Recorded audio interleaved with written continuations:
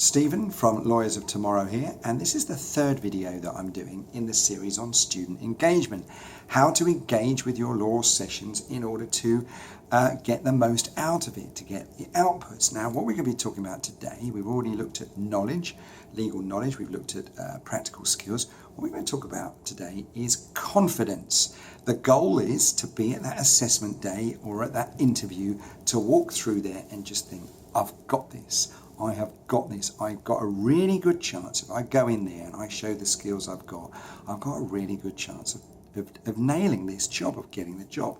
Now, what is confidence? Let's break it down. You think about, why does that person walk in there with confidence? It comes down to this, that they actually feel that what they're about to do at that assessment day or in that interview is within their comfort zone.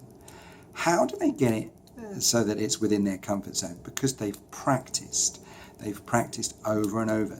Over and over. If you think of anything that you're able to do, riding a bike, when we were first trying to do that wasn't in the comfort zone. We all fell off, but pretty soon, a day or half a day if you were good, half a day later, you could do the riding the bike. It was now in your comfort zone. So what we're talking about in confidence is essentially getting to a point where something is in your comfort zone. Well, how do you do that?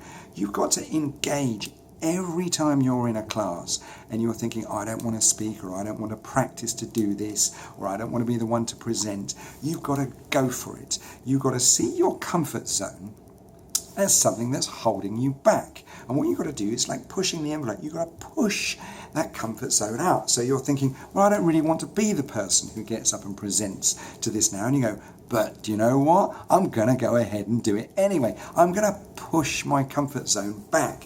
Think of it as a wall that's hemming you in. You push that comfort zone back and then you get more and more comfortable. Well, what happens then is that you then get to, I suppose when you start doing it, and you're pushing the envelope on the comfort zone, you're very nervous and you like to make some mistakes. But after you've done it a few times, what will arise then is competence. What arises is an element of, I messed it up last time, and maybe I messed it up 2 times in a row, but third time's the charm. I've actually got myself sorted this time, and I get a level of competence.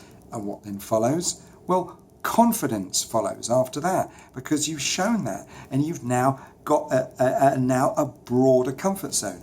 I think what you have to do as a student lawyer is just constantly be pushing your comfort zone when you're in the class, when you're doing presentations, when you're working in groups. That's the basic idea. Once you've done that, what will come from pushing that comfort zone? A degree of competence will come after you've done it many, many times, and then will come confidence. So don't be a wallflower. That's the worst thing you can do when you're sitting there. See every session as an opportunity for you to go, oh, I feel a little bit nervous about doing that. Fine, go and do it. Find where the fear is, because that's your comfort zone boundary, and then just go right there where the fear is. I mean, nobody's going to die when you get in a law session, and if you get it wrong, if you get the presentation wrong, as you're explaining it to the class, the tutor's going to come in and go, well done for doing that, and they're going to correct you on it. You will always learn. Hence, the comfort zone is going to get wider. Competence is going to come, and therefore confidence will therefore follow. Okay, thanks very much for listening. Take care. Bye-bye.